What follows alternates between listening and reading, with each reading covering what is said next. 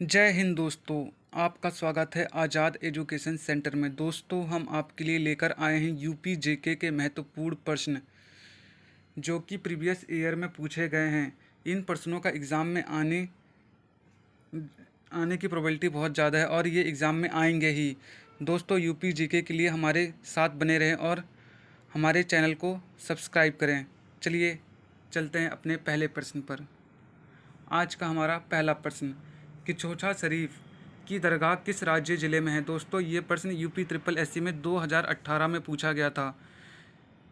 दोस्तों, किचौछा शरीफ की दरगाह राज्य के किस ज़िले में है? ए अंबेडकर नगर, बी संत कबीर नगर, सी सुल्तानपुर, डी मिर्ज़ापुर। दोस्तों, कहाँ पर है इनकी दरगाह? दोस्तों, कहाँ पर है? हमारा यहाँ पर ए सही हो जाएगा, अंबेडकर नगर में है। दोस्तों, कहाँ पर है? अंबेडकर नगर में। दोस्तों, साथ में ये भी याद रखना, किचौछा शरीफ दरगाह उत्तर प्रदेश के अंबेडकर नगर ज़िले में स्थित है। यह प्रसिद्ध सूफी संत हजरत मखदूम अशरफ की दरगाह है। यह दरगाह रूहानी इलाज के लिए प्रसिद्ध है। दोस्तों, याद रखना। चलिए अपने अगले प्रश्न पे चलते हैं।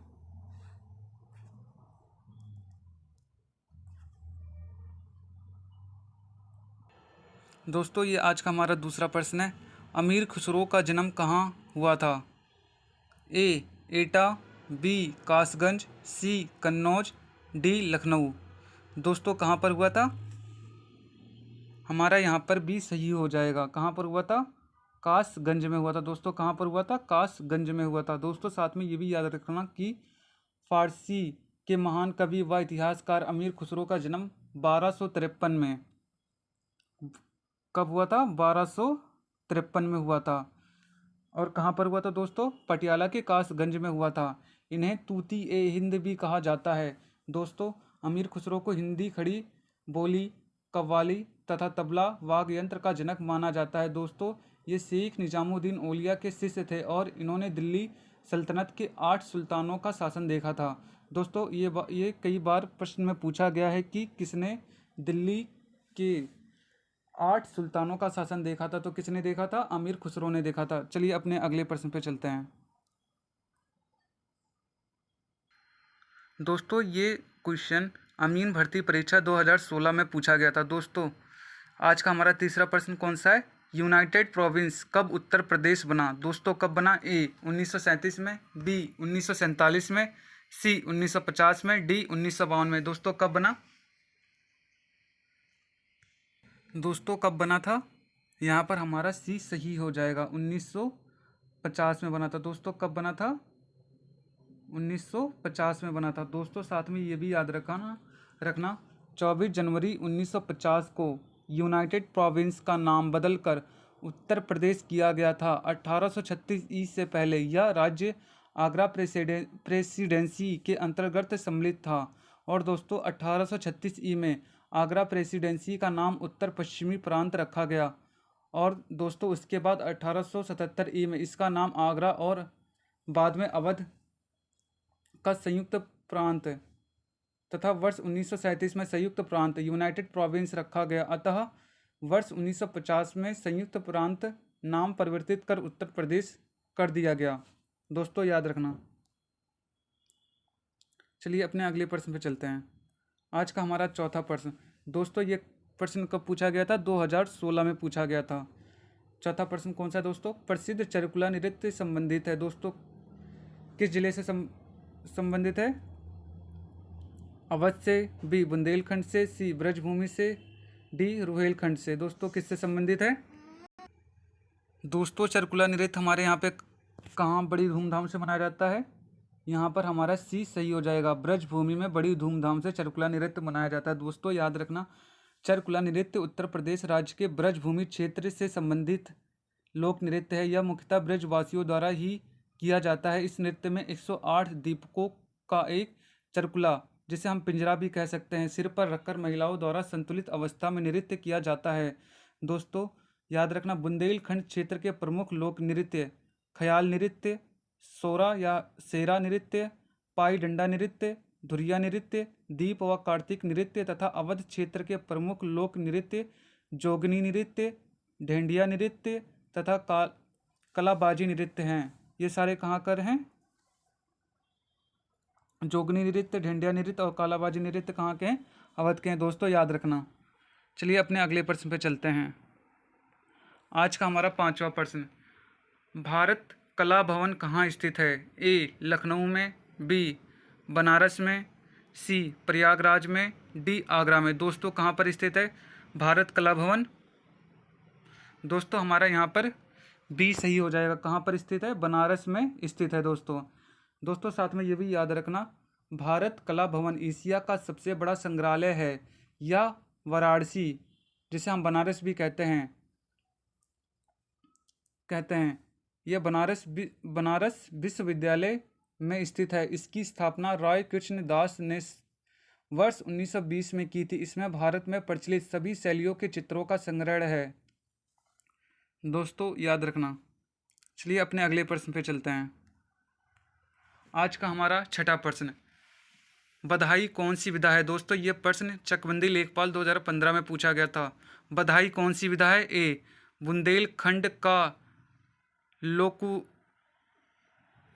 बुंदेलखंड का लोक संगीत, बी बुंदेलखंड का लोक नृत्य, सी ए और बी दोनों। दोस्तों इनमें से कौन सा सही होगा?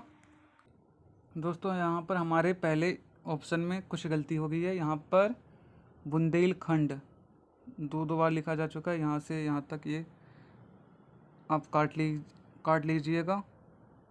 अब यहाँ पर हमारा हो जाएगा ए बुंदेलखंड लोक संगीत किससे है, बी बुंदेलखंड लोक नृत्य, सी ए और बी दोनों। यहाँ पर हमारा सी सही हो जाएगा। ए और बी, बधाई कौन सी विधा है? बुंदेलखंड लोक संगीत और बुंदेलखंड का लोक नृत्य, ये दोनों हैं दोस्तों, याद रखना। चलिए अपने अगले प्रश्न पे चलते हैं। आज का हमारा 7वां प्रश्न, प्रसिद्ध बांसुरी वादक हरिप्रसाद चौरसिया का जन्म कहाँ हुआ था? A Hazratganj Lucknow, B Park Street Kolkata, C Loknath Allahabad, D Lokhandwala. दोस्तों कहाँ पर हुआ था? हमारा यहाँ पर सी सही हो जाएगा, लोकनाथ इलाहाबाद में हुआ था। दोस्तों याद रखना, हरिप्रसाद चौरसिया का जन्म 1 जुलाई 1938 को उत्तर प्रदेश के लोकनाथ इलाहाबाद, जिसे हम प्रयागराज हो गया है, वहाँ पर हुआ था। वह प्रसिद्ध बांसुरी वादक हैं। भारत सरकार द्वारा उन्हें वर्ष 1992 में पद्म भूषण तथा वर्ष 2000 में उन्हें पद्म विभूषण से सम्मानित किया गया था। दोस्तों याद रखना। चलिए अपने अगले प्रश्न पर चलते हैं।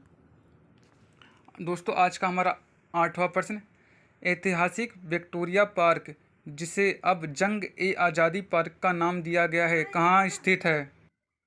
दोस्तों इनमें से कौन सा सही हो जाएगा? A Amritsar, B Allahabad, C Jhansi, D Meerut. Victoria Park कहाँ पर स्थित है दोस्तों, जिसे जंग ए आज़ादी पार्क का नाम दिया गया है? दोस्तों याद रखना, इनमें से कौन सा सही होगा?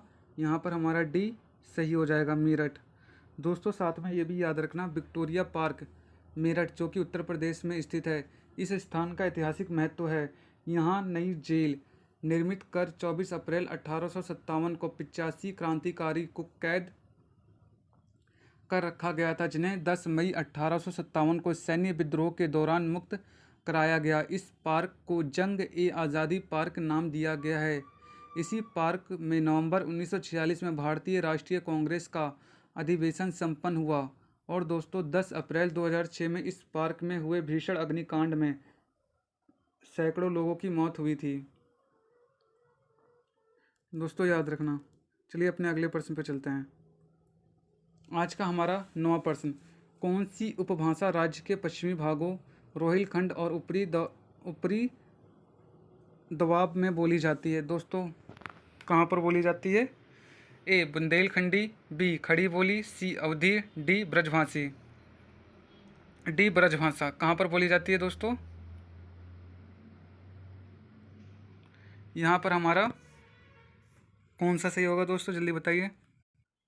दोस्तों कौन सी भाषा राज्य के पश्चिमी भागों में बोली जाती है? दोस्तों इनमें से कौन सा सही होगा? हमारा यहाँ पर बी सही हो जाएगा, खड़ी बोली। दोस्तों याद रखना, उत्तर प्रदेश राज्य के पश्चिमी भाग रोहिलखंड और ऊपरी दोआब में खड़ी बोली का सामान्य बोलचाल में प्रयोग किया जाता है?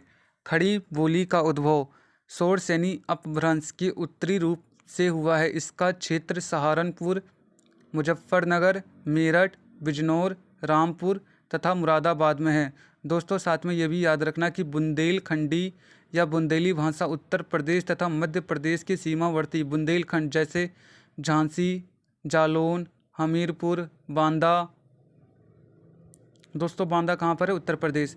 छतरपुर, सागर, होशंगाबाद, सिवनी, ग्वालियर, ग्वालियर कहाँ है दोस्तों? मध्य प्रदेश। इत्यादि जिलों में बोली जाती है। दोस्तों उत्तर प्रदेश में सीतापुर, लखनऊ, प्रतापगढ़, अयोध्या, सुल्तानपुर, बाराबंकी इत्यादि जिलों में अवधी तथा मथुरा, आगरा, अलीगढ़ और फिरोजाबाद इत्यादि जिलों में ब्रज भाषा बोली जाती है। दोस्तों जो मैं आपको ये इम्पोर्टेंट पॉइंट बता रहा हूँ ये याद रखना दोस्तों, ये भी बहुत बार पूछे जाते हैं। आज का हमारा 10वां प्रश्न, कौन से शास्त्रीय नृत्य रूप का उत्तर प्रदेश में उद्भव हुआ है? दोस्तों ये प्रश्न राजसव लेखपाल 2015 में पूछा गया था। किस में उद्भव हुआ है दोस्तों? ए कुचिपुड़ी, बी घूमर, सी कथक, भरतनाट्यम। कौन सा शास्त्रीय नृत्य है जो उत्तर प्रदेश से संबंधित है? हमारा यहाँ पर सी सही हो जाएगा। कौन सा है दोस्तों? कथक। कौन सा है? कथक। दोस्तों याद रखना राज्य की एकमात्र शास्त्रीय नृत्य शैली कथक उत्तर प्रदेश की देन है। दोस्तों यह नृत्य शास्त्रीय नृत्य के 8 रूपों में से एक है। दोस्तों राज्य में इस नृत्य की शुरुआत मंदिरों के पुजारियों द्वारा कथा वाचन के समय हाव भाव के प्रदर्शन से मानी जाती है। इस नृत्य का विषय रामायण, महाभारत तथा अन्य पौराणिक कथाओं से लिया गया है। दोस्तों साथ में ये भी याद रखना हमारे देश में कितनी शास्त्रीय नृत्य हैं? 8। पहला कुचिपुड़ी किस राज्य से संबंधित है? आंध्र प्रदेश। ओडिसी किससे संबंधित है? उड़ीसा। कथकली कहाँ पर है? केरल में। और मणिपुरी दोस्तों कहाँ पर है? मणिपुर। और भरतनाट्यम किससे संबंधित है? तमिलनाडु। और मोहिनीअट्टम भी दोस्तों केरल से संबंधित है। और सतरिया कहाँ का सतरिया कहाँ का शास्त्रीय नृत्य है? असम। दोस्तों हमारा यहाँ पर आज के प्रश्न समाप्त होते हैं। दोस्तों अगर आपको ऐसे ही यूपी जीके के मोस्ट इम्पोर्टेंट क्वेश्चन जो कि प्रीवियस ईयर में आए हों तो हमारा चैनल सब्सक्राइब करें, वीडियो को लाइक करें एंड शेयर करें।